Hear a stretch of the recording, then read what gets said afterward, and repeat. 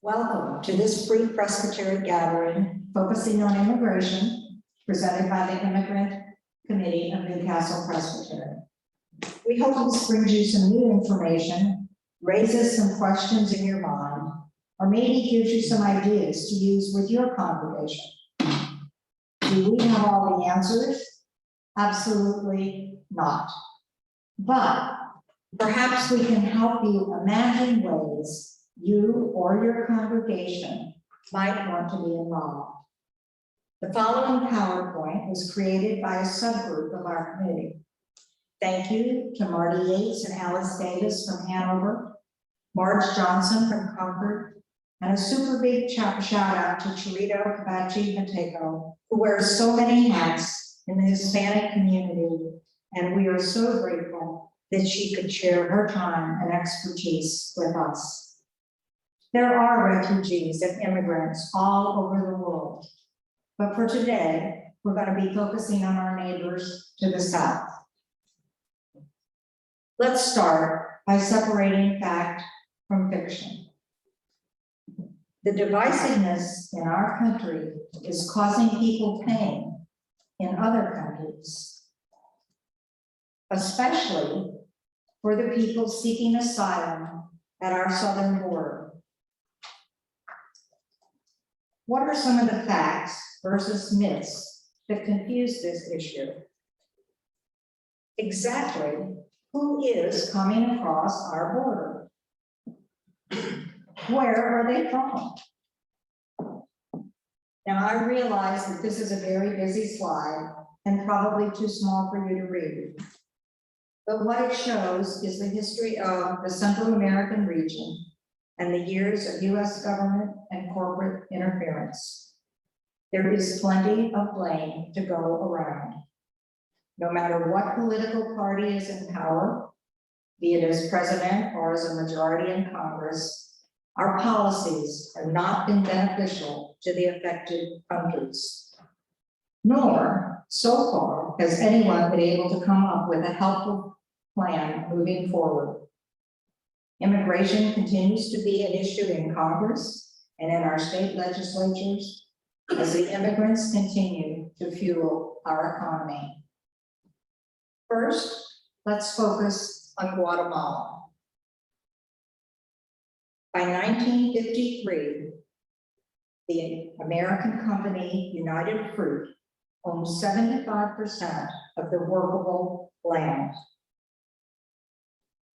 A CIA-backed coup deposed elected President Arbenz in 1954, and the war that ensued lasted for more than 60 years. Its effects are still felt today.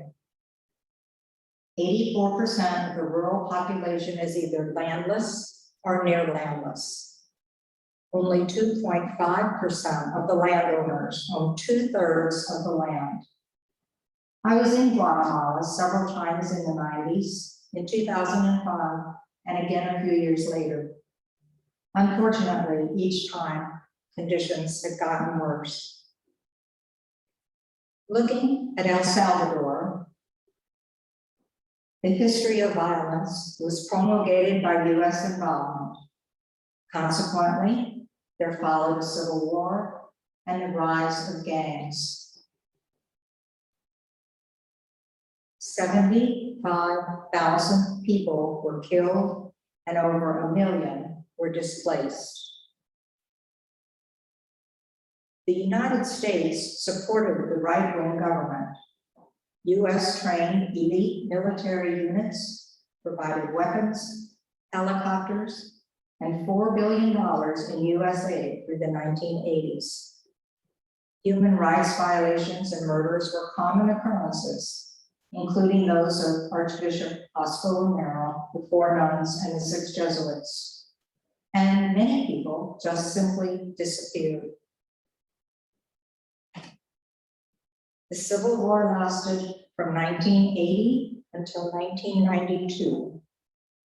There is a long-term influence of violence on children as well as rampant proliferation and availability of guns. The Civil War violence spurred migration to the US, and more gangs were created here. The United States ordered mass deportation of gang members back to El Salvador in 1996. The United Nations designated El Salvador as the deadliest country in the world outside a war zone in 2015. 40% of immigrants from Central America left home after experiencing violence from gangs. Gang influence continues to increase. In 2020, homicides decreased, but it is still the highest rate in Latin America. Rapes increased 31% from 2017 to 2019. 94% of El Salvador is overrun by gangs, which makes it unsafe for citizens to relocate in their own country. Moving on to Honduras. In the late 19th century, Honduras granted land to several US-based fruit companies and substantial exemptions to American infrastructure companies. During the 1980s, we also established a continuing military presence in order to support the Contra War in El Salvador and Nicaragua, while also developing an airstrip and a modern port in Honduras. A US-backed coup in 2009 ousted President Zelaya, resulting in increased violence and an economic collapse. The poorest 10% of the population receives just 1.2% of the country's wealth, while the richest 10% collect 42%. Reflecting the increased violence, a woman is killed every 23 hours on average. Currently,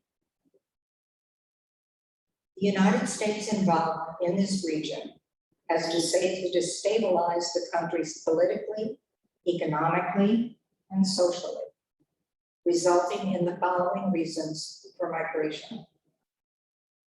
Why do people come to the United States?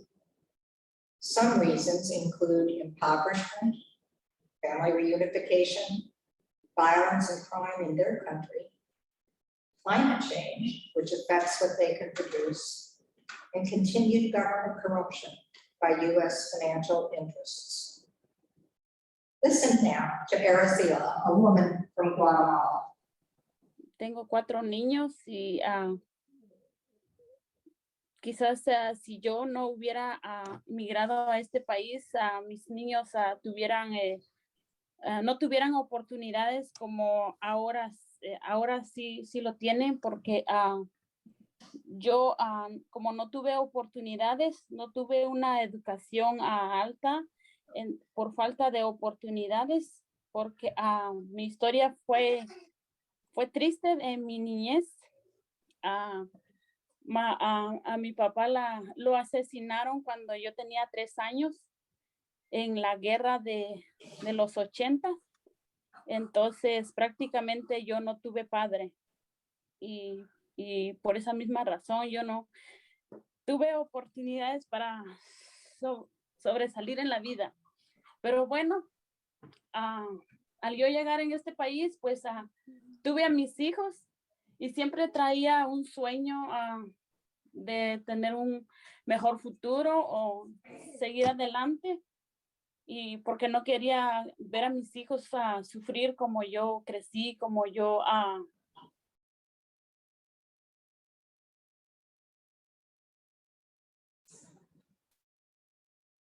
Let's look more closely at some of the myths about immigrants who come from these Central American countries and Mexico.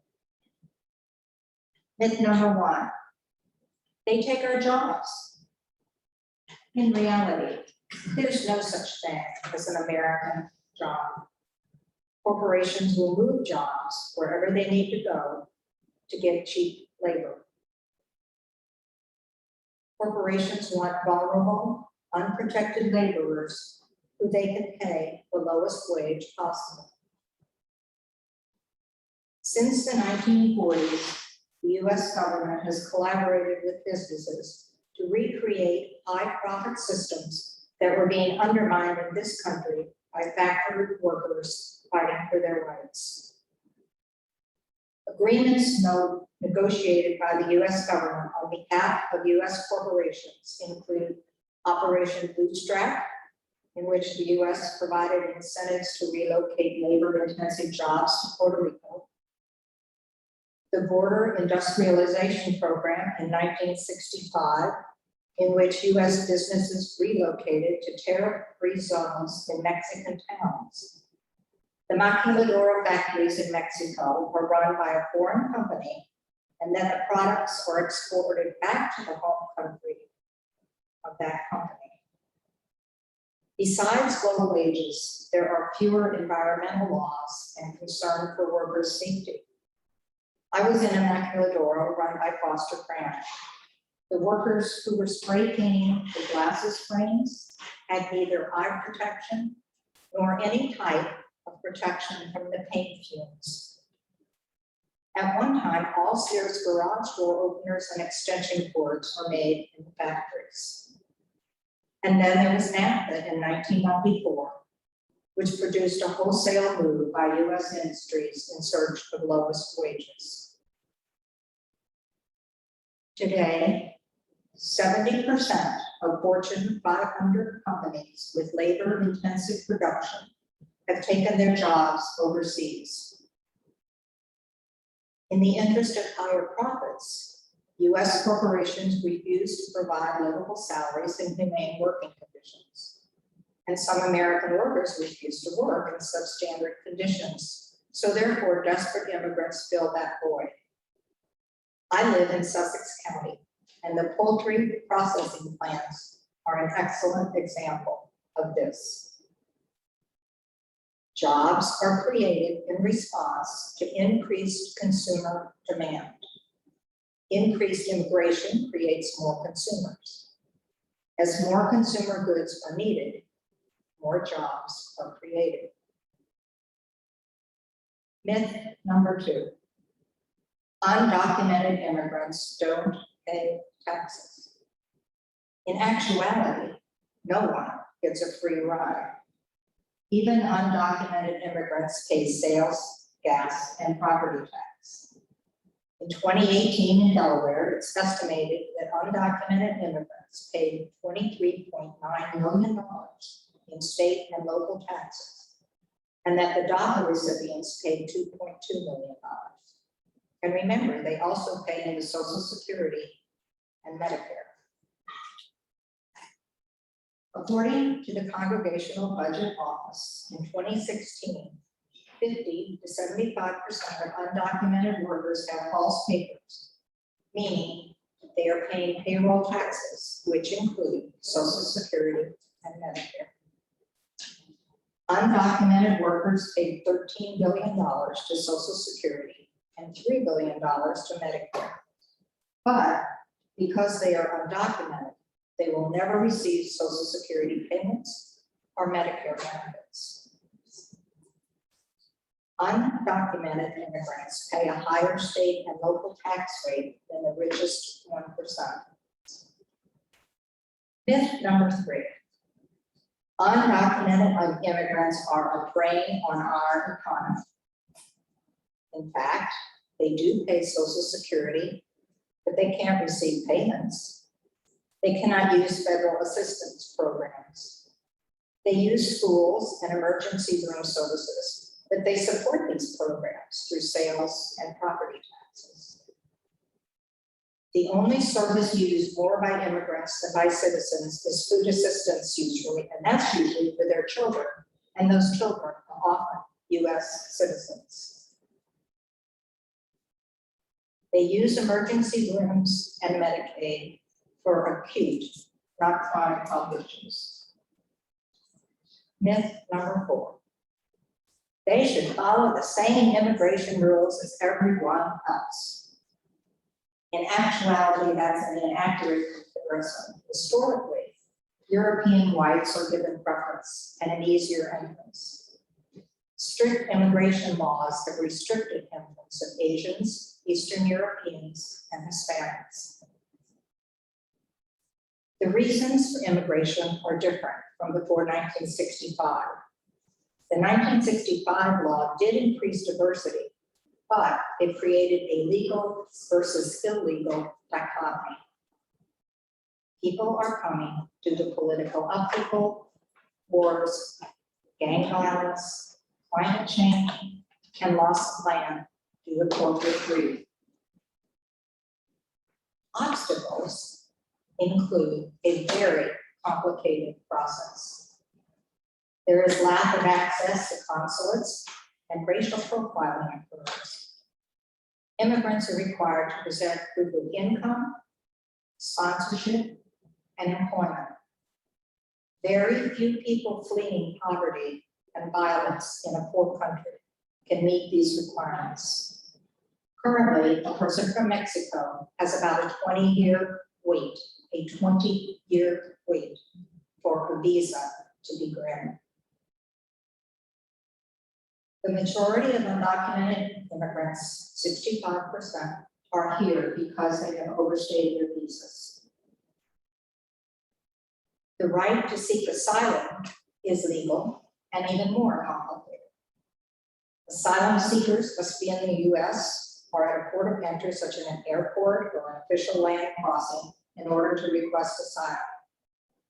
You cannot seek asylum in advance of arriving in the country. Asylum is a form of protection which allows an individual to remain in the United States instead of being deported to a country where he or she fears persecution or harm. Under US law, people who flee their country because they fear persecution can apply for asylum, but it is not always easy to prove. We need our immigrants. Immigration fuels our economy and raises the GDP.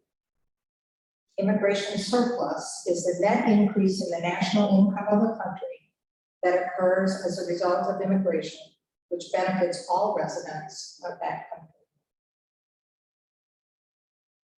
Immigrants improve the allocation of resources in an economy as immigrants move where the jobs are. Our aging population needs an infusion of immigrants. Through their taxes, immigrants support our aging population. In 2016, there were 4.7 working age adults for every person over 65. By 2035, the Census Bureau projects there will only be 2.4 working age adults for every person over 65. The children born to immigrants are upwardly mobile. Let's listen to Ronnie Baltazar, who is currently serving on a school board in his community. And there's a slight glitch in the translation, and what he is really saying is that he appreciates his parents. He sido admirado por mis padres porque ellos vinieron aquí con una meta de mejorarse ellos mismos, ¿verdad? Si ellos no tuvieron miedo a venir a un país sin hablar el inglés, sin tener ningún familiar aquí, ¿qué me impedía a mí hacer lo mismo en mi trabajo profesional? Ha sido un poco difícil, ha sido intimidante postularme en una posición donde no hay gente como nosotros en estas posiciones. Pero lo vuelvo a repetir, que siempre tiene que haber alguien que lo tiene que ser, alguien que sea el primero. Y lo que siempre yo he dicho es que aunque yo tal vez sea el primero en algunas cosas, nunca quiero ser el último, porque hay que tener que abrir esa puerta y dejarla abierta para que otros sigan. Lo que me ha ayudado mucho también es que mis estudios, la educación pública y también la universidad, mi experiencias en el trabajo, tener esa experiencia política, esa experiencia legislativa, me ha ayudado bastante porque he podido yo asimilarme muy bien en estos trabajos, especialmente en la junta escolar, donde todo lo que hacemos es casi de dinero o financieramente o legislativa. Entonces eso me ha ayudado mucho.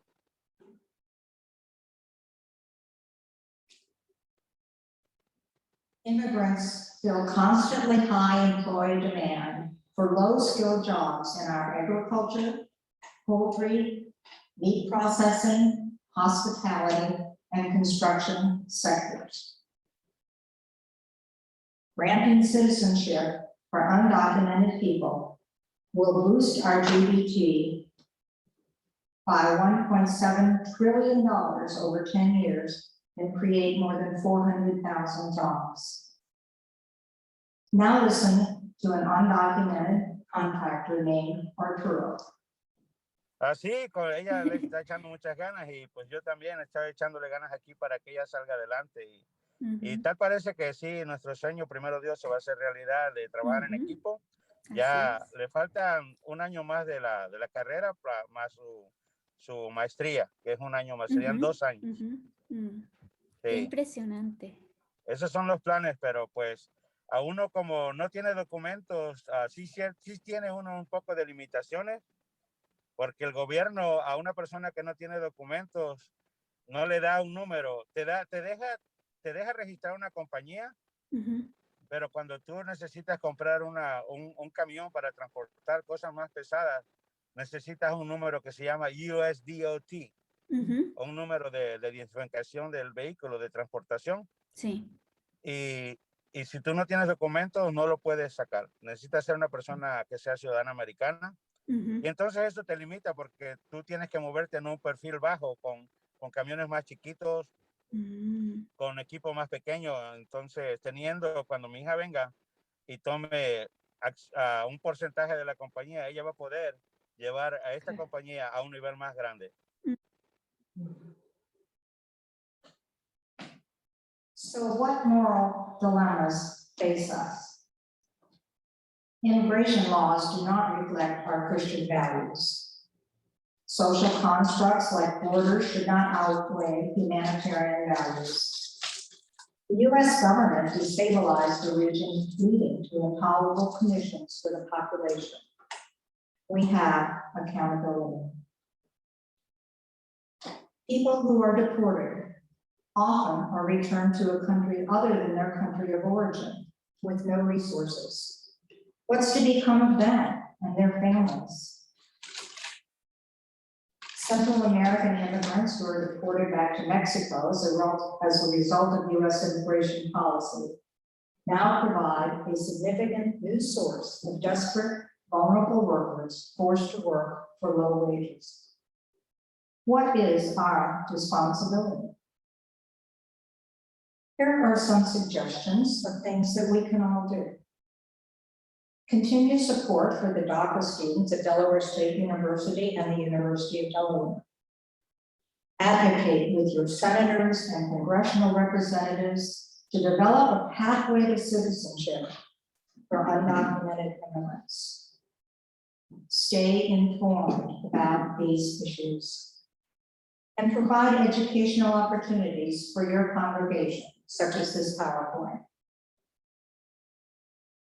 Listen to and support Entre Nosotros Radio, which helps in building, supporting, and informing the Latinx Hispanic community, as well as the non-Hispanic community. Our Presbytery is helping with this, thanks to an Ignite grant that was received by our Immigrant Justice Committee. We have joined with other organizations to have these programs translated into English. There are more details on the Presbytery website, but the people that you heard sharing bits of their stories are excerpts from the radio program. And you are encouraged to listen every Thursday from 11:30 to noon, 93.9 FM, or watch the YouTube recordings. Charito is one of the facilitators, the woman on your left. So what would you do if you were in their shoes. Shoes like Jesus, Mary, and Joseph were. Our presbytery voted to become a Matthew 25 presbytery. So let me close by reading the familiar passage from Matthew 25, verses 34 to 40. Then the king will say to those at his right hand, "Come, you that are blessed by my Father, inherit the kingdom prepared for you from the foundation of the world. For I was hungry, and you gave me food. I was thirsty, and you gave me something to drink. I was a stranger, and you welcomed me. I was naked, and you gave me clothing. I was sick, and you took care of me." Then the righteous will answer him, "Lord, when was it that we saw you hungry and gave you food, or thirsty and gave you something to drink? And when was it that we saw you a stranger and welcomed you, or naked and gave you clothing? And when was it that we saw you sick or in prison and visited you?" And the king will answer them, "Truly, I tell you, just as you did it to one of the least of these who were members of my family, you did it to me." The word of the Lord. Thanks be to God.